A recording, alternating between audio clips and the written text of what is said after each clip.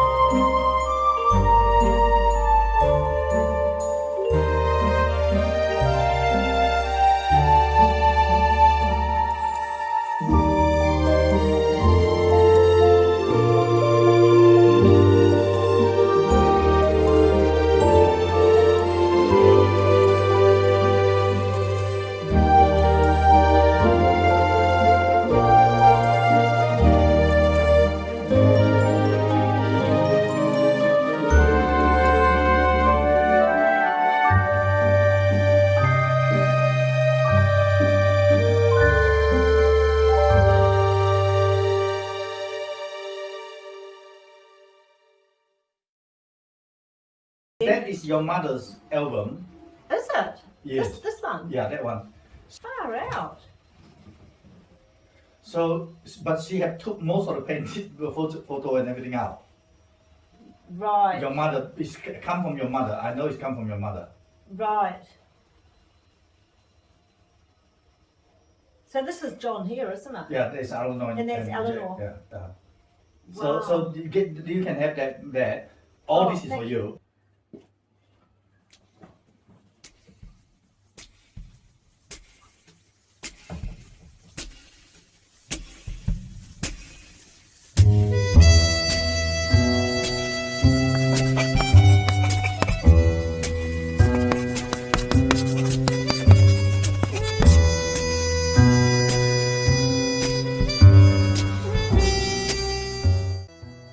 This morning we became custodians of this magnificent oil painting of my grandfather's first cousin, John Brodie, but I think the family knew him as Jack.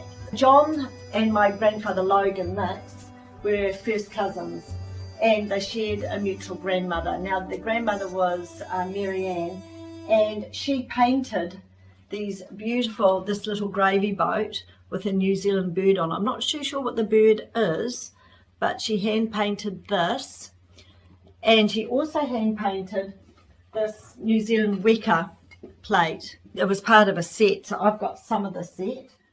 John Brodie, he was a novelist, and his pen name was under John Guthrie. He also was destined to be a New Zealand All Black. However, due to an accident when he was playing rugby, he ended up having his leg amputated. Anyway, the artist is Arturo Pan, who was a very distinguished, I suppose you could call it, artist back in the day. This was organised by his late wife, Eleanor, to be painted by Arturo Pan in London. John Brodie was pretty well known, and he also wrote a novel, The Seekers. A coincidence was Cunny's, my husband's grandfather, Enya Tawiata, the opera singer. He was the Māori chief in the Seekers movie. I thought I might just read you a little bit about John Brodie, and as I said, his pen name or his writing name was John Guthrie. Mr. John Brodie, probably New Zealand's best-known novelist under the name of John Guthrie, died at sea aboard the liner Rangatiki from coronary thrombosis on Monday last, a New Zealand Press Association message from London reports.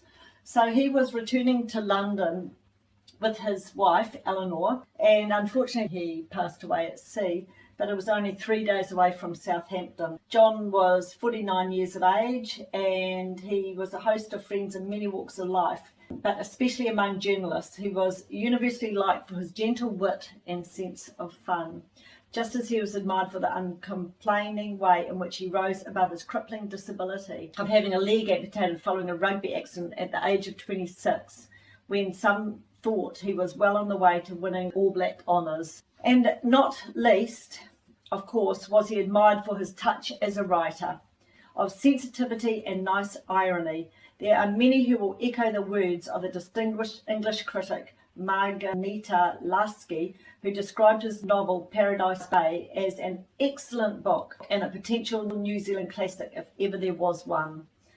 Of the 7 novels and 1 biographical sketch he has written, easily the best known is The Seekers, from which the somewhat controversial film was made.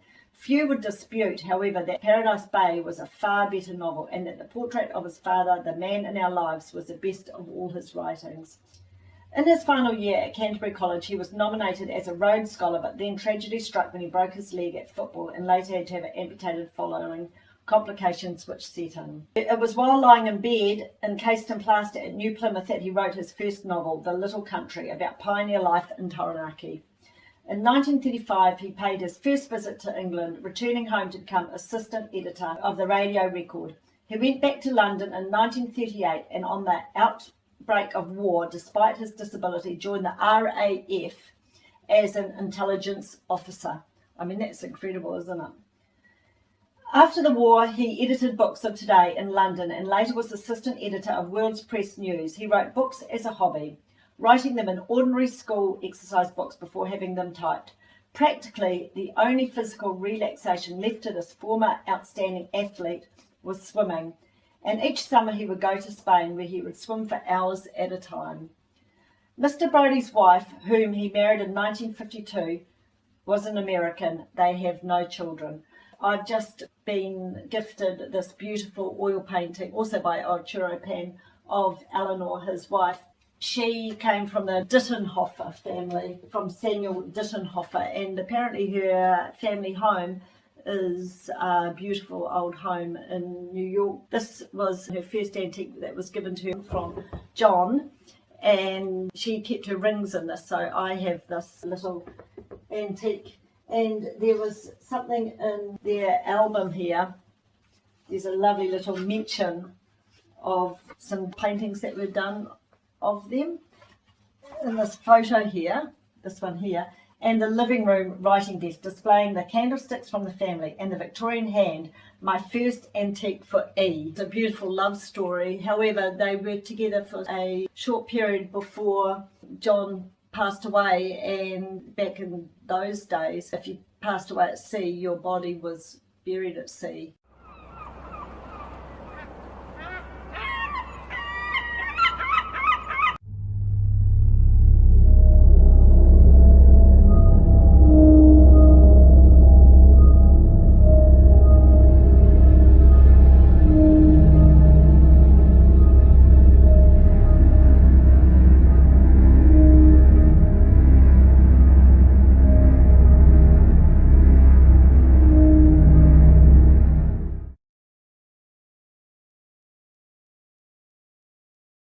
It's a lovely afternoon to be lying beside the pool reading my book. However, today I want to tell you about a wonderful man and the iconic TV series Breaking Bad. The actor who played Walter Jr. has an incredibly inspiring story. R.J. Mitty was born in Jackson, Mississippi by emergency cesarean, and he wasn't breathing, which gave him permanent brain damage. His birth mother put him up for adoption. A few weeks later, he was adopted. His parents later separated, and he was raised by his mother. Hope my cocktail doesn't fly away. When he was 3, he was diagnosed with cerebral palsy, and his legs were put into casts for 6 months to try and straighten his feet. Fitted with leg braces and on crutches throughout his childhood, RJ was bullied. He worked hard to become stronger through sports and exercise, and by his teens, he no longer needed any walking devices. After his mother became paralysed, RJ became financially responsible for the family at age 13, which included his 2-year-old sister. This just blows my mind. That any 13-year-old could be breadwinner of a family is absolutely, I believe, incredible.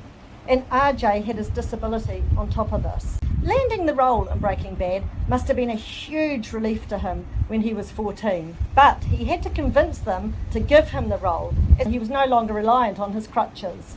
He showed them that he was very familiar with crutches and that he could make it work. Gosh, it is a little bit breezy today, but that's cool. It's nice to have the breeze on a hot sunny afternoon. As well as continuing his acting career and doing modelling, RJ travels the globe inspiring others as a speaker. He did a feature interview on Radio New Zealand, and I'll put up a link to that in the description. Well done, RJ. Well done.